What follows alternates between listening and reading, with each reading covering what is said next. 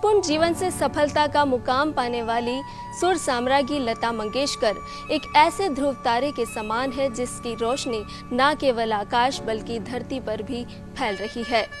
लता मंगेशकर ने जब संघर्षपूर्ण जीवन में चलना शुरू किया तो फिर कभी पलटकर नहीं देखा और सुर साम्राज्ञी लता मंगेशकर आज एक ऐसे वट वृक्ष के समान है जिसकी छांव में कई लताएं फल फूल रही हैं।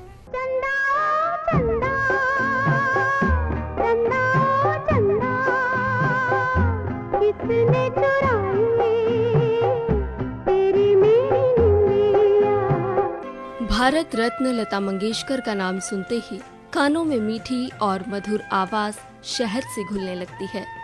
8 दशक से भी अधिक समय से हिंदुस्तान की आवाज बनी लता दीदी ने 30 से ज्यादा भाषाओं में हजारों फिल्मी और गैर फिल्मी गीतों में अपनी आवाज का जादू बिखेरा। सन 1947 में रिलीज हुई आपकी सेवा में फिल्म में गाए गीत से लता जी को पहली बार बड़ी सफलता मिली और फिर उन्होंने पीछे पलटकर कभी नहीं देखा। लता जी का गाया गीत आएगा आने वाला, सजना बरखा बहार आई, अल्लाह तेरो नाम, एहसान तेरा होगा मुझ पर और ये समा है ये प्यार का जैसे गीतों के साथ उनके प्रशंसकों और आवाज के चाहने वालों की संख्या लगातार बढ़ती गई और लता संगीत की दुनिया का बहुत बड़ा नाम बन गईं।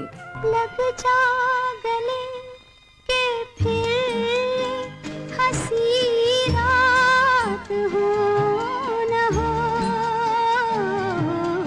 आजा सनम मधुर चांदनी में हम तुम मिले तो वीरानी में भी आ जाएगी बहार। तुम ही हो माता पिता, तुम ही हो बंधु सखा, तुम ही हो।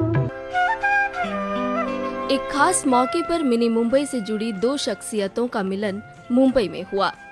मिनी मुंबई एक की जन्मभूमि है तो एक की कर्म भूमि, एक कला के क्षेत्र में सिरमौर तो एक सामाजिक व राजनीतिक जीवन में श्रेष्ठ। और जब ऐसे सितारों का मिलन होता है तो वो गौरवशाली पल लंबे समय तक याद किए जाते हैं। जी हाँ, हम बात कर रहे हैं इंदौर में जन्मी स्वर कोकिला लता मंगेशकर और इंदौर की सांसद व लोकसभा स्पीकर सुमित्रा महाजन की। मुंबई में लोकसभा स्पीकर सुमित्रा महाजन ने लता मंगेशकर से भेंट की और उन्हें जन्मदिन की शुभकामना दी। लता जी भी इंदौर शहर को याद कर भावुक हो उठी। प्रफुल्लित स्वर में उन्होंने लोकसभा अध्यक्ष से कहा कि मैं तो आपको टीवी पर देखती रहती हूँ, और लोकसभा अध्यक्ष ने भी तत्परता से जवाब दिया कि मैं भी आपके गीत अक्सर सुनती रहती हूँ। पारिवारिक माहौल की इस मुलाकात के बाद लोकसभा स्पीकर ने लता जी की बहन मीना मंगेशकर द्वारा लिखी गई पुस्तक मोठी तीची सावली का विमोचन किया। पुस्तकाचं प्रकाशन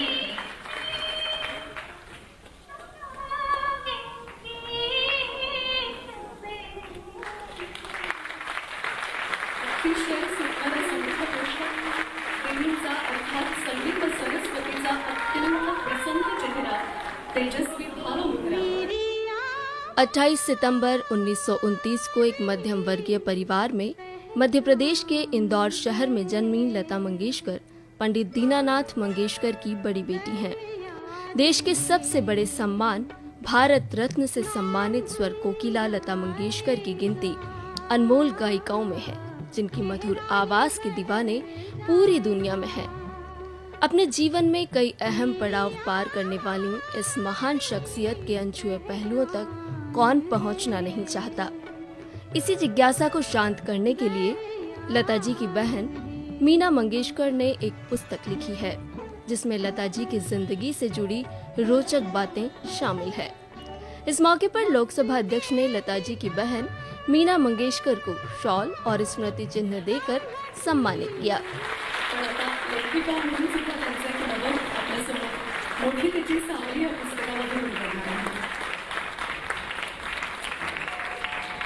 लोकसभा अध्यक्ष सुमित्रा महाजन ने लता दीदी के बारे में कहा कि हमारे मन में लता दीदी के सुरों की कल्पना बसती है जो उन्हें ईश्वर से मिली है। लता जी हमारे लिए जीवंत कथा की तरह हैं, जिनके स्वरों में हर कोई सहजता से बंध जाता है।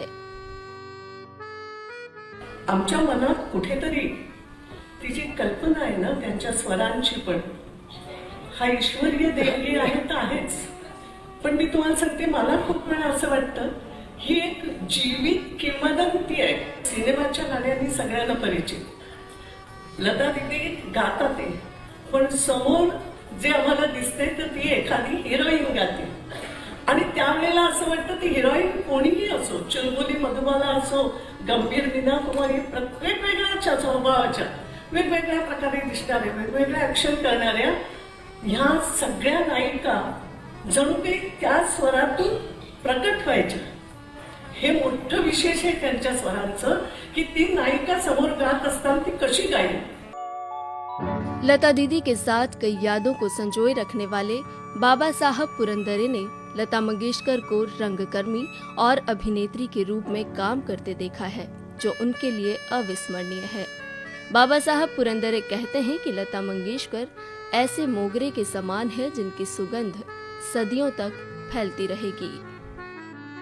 महाराष्ट्रात फुलांचा जो बाजार आहे, हे फुलांचा अशा फुलांचा बाजार सगळ्यात मोठा हा जुन्नर, शिवनेरी, नारायणगाव या भागात होतो. नारायणपूर आणि ते मोगऱ्याची फुलं खूप असतात. मीरा नदीच्या काठावर मोगरा फुलतोय, हे पुढे पुष्पावती वाहते, तिकडे मांडवी वाहते. मला ही पाचही भावंड म्हणजे अशीच वाटतात. एक नदी म्हणजे मीरा आहे, ते पुस्तक आहे. दुसरी नदी म्हणजे मांडवी आहे, ती आमची आशा आहे. तिसरी म्हणजे पुष्पावती आहे, ते म्हणजे उषा आहे. आणि जो गणपती आहे ना प्रतिभावंत,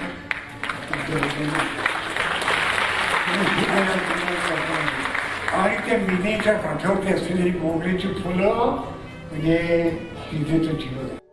अपनी बहन के साथ सबसे अधिक समय बिताने वाली पार्श्व गायिका आशा भोसले के जीवन में स्वर कोकिला लता मंगेशकर का स्थान ईश्वर तुल्य है.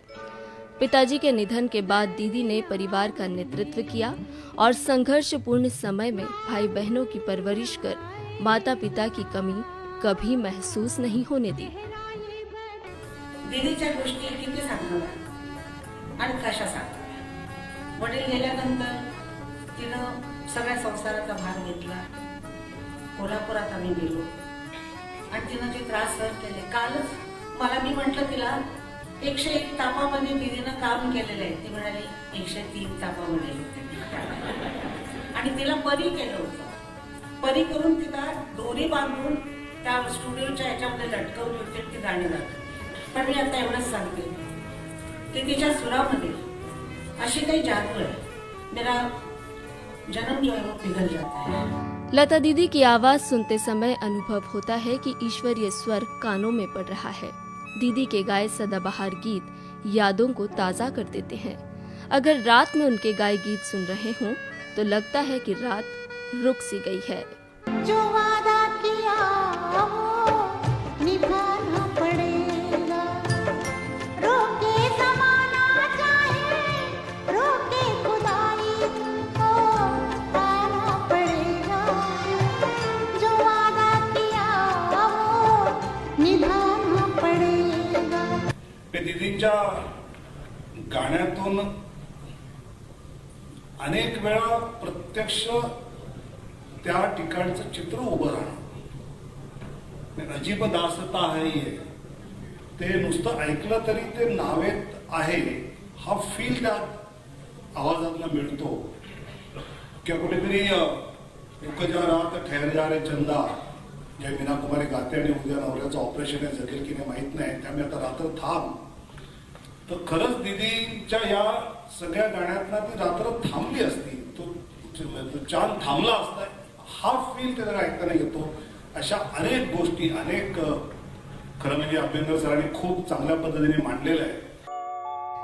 लता मंगेशकर के जीवन पर लिखी गई इस पुस्तक को पढ़कर एक जीवंत दृश्य खड़ा होता है, जिससे पता चलता है कि कैसे परिवार का नेतृत्व कर लता मंगेशकर ने सुर साम्राज्ञी बनने का अतुलनीय कार्य किया है.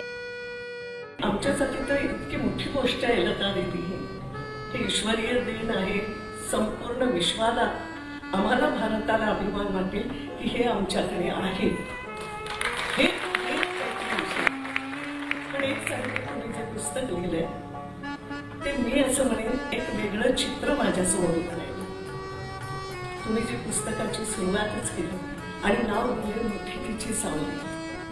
खरोखर इतकं डोळ्यासमोर आलं की 10व्या-12व्या वर्षी वडिलांचं छत्र लवकर गेल्यानंतर काय होतं अनुभवलेले अनेक जण माझ्या सगळं तिथे असतील.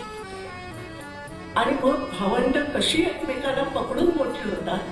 मग त्यातली जी मोठी असते, भाऊ असो की बहीण, आणि लता दीदी बहीण तुमची मोठी, आणि तिने जणू काही आपला तो परकर असा सावरून ती जी बोललीये की काय काळजी करू नका.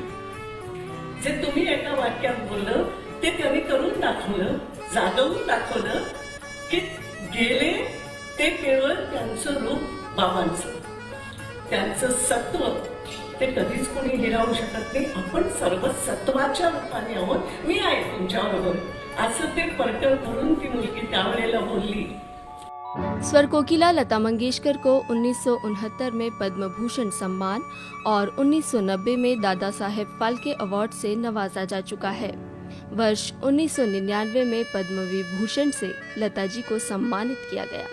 वहीं साल 2001 में लता जी को देश के सर्वोच्च सम्मान भारत रत्न से सम्मानित किया गया. मेरे वतन के लोगों, जरा आँख में भर लो पानी.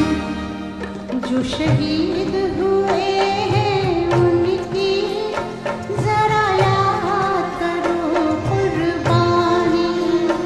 है मेरे वतन के लोगों, जरा आँख में भर लो पानी.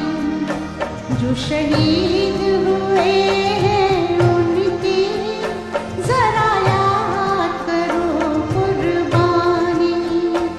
तुम भूल न जाओ उनको, इसलिए सुनो ये कहानी. जो शहीद हुए हैं उनकी जरा याद करो कुर्बानी.